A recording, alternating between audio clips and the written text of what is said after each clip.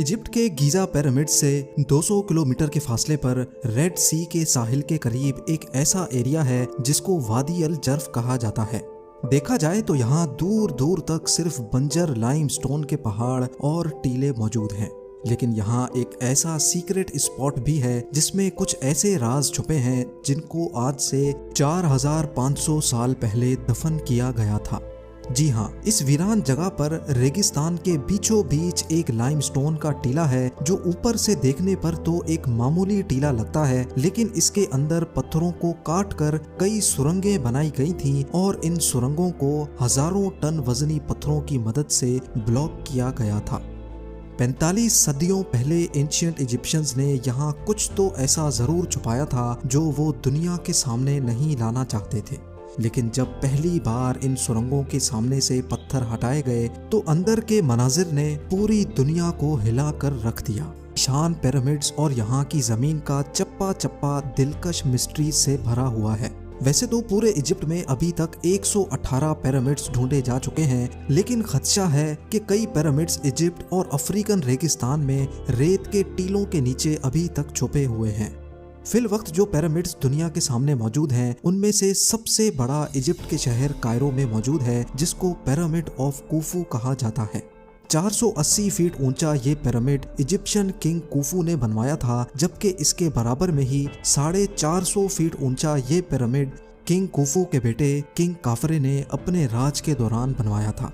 हैरत की बात तो ये है कि हर एक पिरामिड को बनाने में 25 लाख लाइमस्टोन के स्क्वायर और रेक्टेंगल ब्लॉक्स इस्तेमाल हुए थे और हर एक ब्लॉक का वजन 2500 केजी बताया जाता है। ये इतना ही वजन है जितना 2 हैचबैक गाड़ियों का वजन बनता है। इतना ज्यादा वजन 480 फीट की ऊंचाई तक लेके जाना और हर एक ब्लॉक को परफेक्ट एंगल पे रखना एक ऐसा टास्क है जिसको आज के दौर में मशीनरी की मदद से ही परफॉर्म करने में कई साल लग सकते हैं। तो सोचें ये काम 45 सदियों पहले बगैर मशीनरी के कैसे किया गया होगा। ये एक ऐसी मिस्ट्री है जिसने पिछले कई सौ सालों से दुनिया को हैरानी में मुब्तला कर रखा है। जिस जगह ये पिरामिड्स बने हैं, ये जगह किसी दौर में एंशिएंट इजिप्शियंस का फलता फूलता शहर हुआ करता था, लेकिन फिर अननोन रीजंस की वजह से ये पूरा एरिया कई फीट रेत के अंदर धंस गया। ईयर 1798 में जब French military leader Napoleon Egypt पर कब्जा करने के लिए आया, तब पिरामिड्स और ये स्फिंक्स आधे से भी ज्यादा रेत के अंदर धंसे हुए थे। अगले 100 सालों तक यहाँ से रेत हटाने के लिए एक्सकवेशन का काम चलता रहा और 1980s में पहली बार यहाँ एक मेजर डिस्कवरी हुई। पिरामिड ऑफ काफरे के बराबर से उन वर्कर्स के ढांचे मिले जिन्होंने कुफू के बेटे काफरे का पिरामिड बनाया था। कई स्केलेटन्स का मुआयना करने के बाद मालूम पड़ा कि ये लोग स्लेव्स नहीं थे, क्योंकि इनको अच्छा खाना खिलाया जाता था और इनकी मरहम पट्टी भी की जाती थी। इन वर्कर्स को अपने किंग का पिरामिड बनाने के बदले में एजाज के तौर पे पिरामिड के बराबर में ही दफन किया गया था। बदकिस्मती से किंग कुफू के मरने के बाद ये जगह कई सालों तक लुटेरों के रहमो करम पर थी। इसी वजह से ना ही यहाँ से कोई पपायरस यानी रिटन डॉक्यूमेंट मिला और ना ही कोई ऐसा सबूत मिला जिससे ये पता लगाया जा सके कि ये पिरामिड्स कब और कैसे बनाए गए थे। यहाँ तक के दूसरे इजिप्शियन किंग्स के कई स्टैचूज या उनकी ममी भी मिल चुकी हैं, लेकिन वक्त की तबाही ने किंग कुफू का ना ही कोई साबित स्टैचू छोड़ा और ना ही लुटेरों ने इनकी ममी को। सिर्फ किंग कुफू का एक उंगली की साइज जितना ये स्टैचू मिला था, जिसको कायरो म्यूजियम में रखा गया है। इजिप्शियन किंग कुफू और उनकी लाइफ के बारे में मजीद जानने के लिए जरूरी था कि गीजा से बाहर निकलकर इन्वेस्टिगेशन की जाए। पिरामिड साइट से 200 किलोमीटर के फासले पर रेड सी के साहिल पे आर्कियोलॉजिस्ट को एक पुराना सी पोर्ट मिला, जिस पर शक था कि ये किंग कुफू के दौर में इस्तेमाल किया जाता था। समंदर के पास से मिलने वाला ये टूटा फूटा स्ट्रक्चर इतना बड़ा था कि इसमें आराम से कई 100 लोग रहकर काम कर सकते थे। जब इस एरिया में मजीद सर्चिंग की गई तो यहाँ समंदर के अंदर से बोट एंकर्स भी दरियाफ्त हुए। उस दौर में पत्थरों से बने एंकर्स इस्तेमाल किए जाते थे, जिनमें रस्सियां बांधकर बड़ी बड़ी बोट्स को पार्क किया जाता था। सुराखशुदा स्टोन एंकर्स यहाँ भारी मिकदार में पाए गए, जिससे ये बात साबित होती है कि ये 4500 साल पहले एंशिएंट इजिप्शियंस का सी पोर्ट हुआ करता था। अगर ये पोर्ट था तो जाहिर है इसमें चलने वाली कश्तियाँ या उनके पुर्जे यहीं आसपास ही कहीं रखे जाते होंगे और एक्सपर्ट्स को उन्हीं कश्तियों की तलाश थी। कई सालों की मेहनत के बाद आखिरकार इजिप्टोलॉजिस्ट को पोर्ट से चंद किलोमीटर दूर लाइमस्टोन के एक टीले के अंदर बड़ी महारत से खोदे गए कई टनल्स मिले, जिनकी एंट्रेंस को बड़े बड़े पत्थरों की मदद से ब्लॉक किया गया था।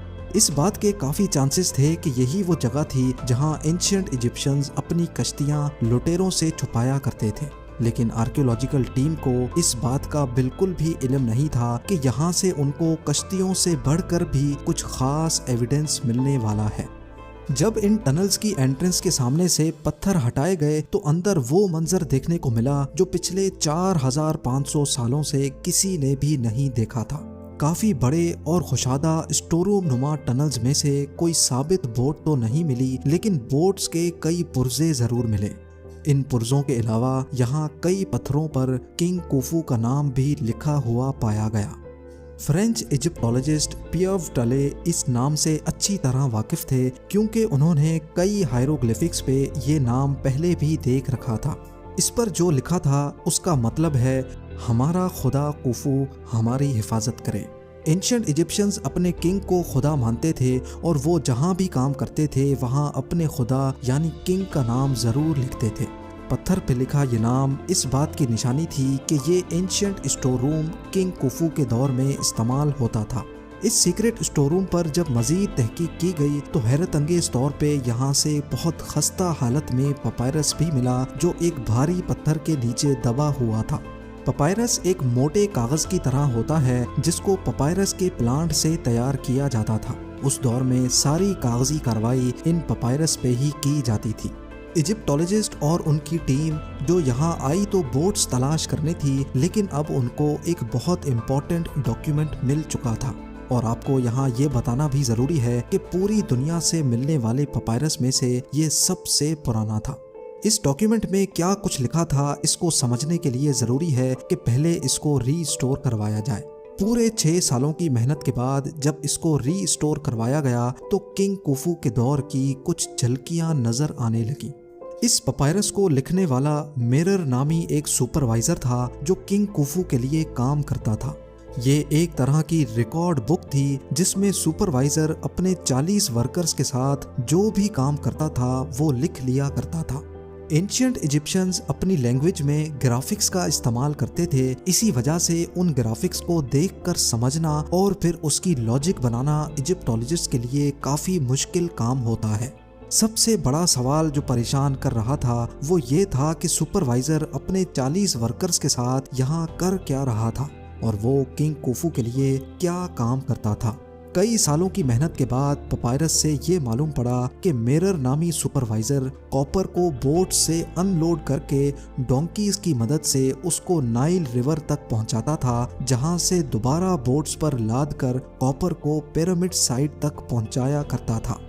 ये इंफॉर्मेशन जानकर इजिप्टोलॉजिस्ट को सारी कहानी समझ आने लगी। उस दौर में आयरन तो हुआ नहीं करता था, इसी वजह से मिरर और उसकी टीम बोट्स में बैठकर समंदर के उस पार साइनाई पेनिनसुला जाया करते थे। साइनाई में आज भी खासा कॉपर पाया जाता है और वहां से कॉपर को लोड करके वो वापस पोर्ट पे आते थे। कॉपर को वो डोंकीज पर लाद कर नाइल रिवर तक लेकर जाते थे, जहां से दोबारा उनको कश्तियों में लाद कर पिरामिड साइट तक डिलीवर कर दिया करते थे। इजिप्टोलॉजिस्ट्स का मानना है कि सिर्फ एक बारी में ही वो इतना ज़्यादा कॉपर डिलीवर कर देते होंगे कि अगले 2 सालों तक दोबारा ज़रूरत नहीं पड़ती होगी। और तभी इन 2 सालों के लिए वो अपनी बोट्स को डिसअसेंबल करके वादी अल जर्फ के इस सीक्रेट स्टोर रूम में रख दिया करते थे। लेकिन सवाल ये है कि पिरामिड की कंस्ट्रक्शन में कॉपर कहाँ इस्तेमाल होता था, जबकि यहाँ तो सिर्फ लाइमस्टोन और ग्रेनाइट के पत्थर ही नज़र आते हैं। असल में कॉपर की मदद से वो टूल्स बनाते थे जिनको लाइमस्टोन के ब्लॉक्स बनाने में इस्तेमाल किया जाता था।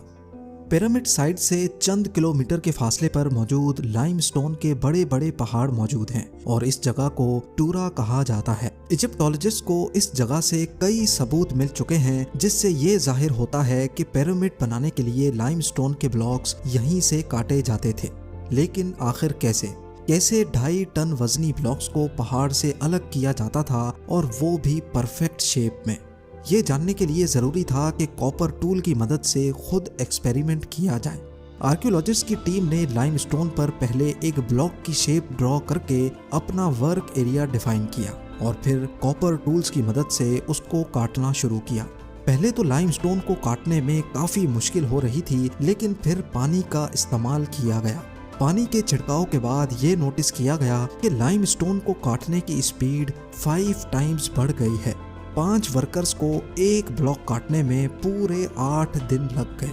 लेकिन आर्कियोलॉजिस्ट का मानना है कि एंशिएंट इजिप्शियंस क्योंकि काफी एक्सपीरियंस्ड थे, इसी वजह से वो ये काम 4 से 5 दिन में ही कर लेते होंगे।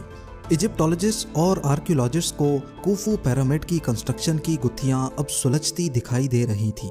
सिर्फ एक इम्पोर्टेंट डॉक्यूमेंट हाथ लगने से वो अब ये जान चुके थे कि कॉपर कहां से इंपोर्ट किया जाता था। एक सुपरवाइजर के साथ 40 वर्कर्स की टीम कैसे अपनी बोट्स को वादी अल जर्फ में सीक्रेट स्टोर रूम में छुपाया करती थी और लाइमस्टोन के बड़े बड़े ब्लॉक्स को कैसे कॉपर टूल्स की मदद से काटा जाता था। एक्सपर्ट्स की टीम को अब ये जानना था कि लाइमस्टोन के ब्लॉक्स काटने के बाद उनको पिरामिड के टॉप पर 480 फीट की ऊंचाई तक कैसे पहुंचाया जाता था। बदकिस्मती से पिरामिड्स में ऐसा कोई सुराख नहीं छोड़ा गया था जिससे ये पता लगाया जा सके। इसी वजह से ये जानने के लिए भी पिरामिड साइट से हटकर सबूत तलाश करने की जरूरत थी। गीजा में पिरामिड साइट से 300 किलोमीटर के फासले पर रेगिस्तान की कड़कती गर्मी के दरमियान हैटनूब का मकाम मौजूद है। यहाँ आर्कियोलॉजिस्ट की टीम को वो जगह मिली जहाँ से एंशिएंट इजिप्शियंस स्टैचूज बनाने के लिए एक खास किस्म का स्टोन निकाला करते थे। ये पत्थर इजिप्शियन एलाबास्टर के नाम से जाना जाता है, जिससे इजिप्शियन किंग्स अपने स्टैचूज बनवाया करते थे। इतने बड़े स्टैचू बनाने के लिए जाहिर है यहाँ से काफी बड़ा स्टोन निकाला जाता होगा, और वो भी 1 पीस में। जमीन के कई फुट नीचे इस खास स्टोन को निकालकर ऊपर कैसे लाया जाता था, यही जानने के लिए 100 से भी ज्यादा वर्कर्स और आर्कियोलॉजिस्ट की टीम यहाँ आई थी। ये साइट भी आर्कियोलॉजिस्ट के लिए काफी खास थी, क्योंकि यहाँ भी किंग कुफू का नाम जगह जगह पर पाया गया था। पिछली 45 सदियों से इस स्टोन क्वारी पर कोई काम नहीं किया गया था। इसी वजह से वक्त के गुजरते यहाँ काफी रेत और मलबा इकट्ठा हो गया है। लेकिन एक्सपर्ट्स काफी पुरुमीद हैं कि इनको यहाँ से कुछ खास इंफॉर्मेशन जरूर मिलेगी। कई महीनों तक यहाँ खुदाई का काम चलता रहा, लेकिन मलबे के सिवा यहाँ से कुछ ना मिल सका। पर आखिरकार वो दिन आ ही गया जब यहाँ से पहला सुराख मिला। जमीन से कई फुट नीचे मलबे के नीचे दबी हुई स्टेयर्स और एक रैंप नुमा चीज जाहिर हुई। मजीद खुदाई के बाद स्टेयर्स पर कुछ अनोखे गड्ढे भी उभर कर सामने आ गए। दोनों साइडों पर स्टेयर्स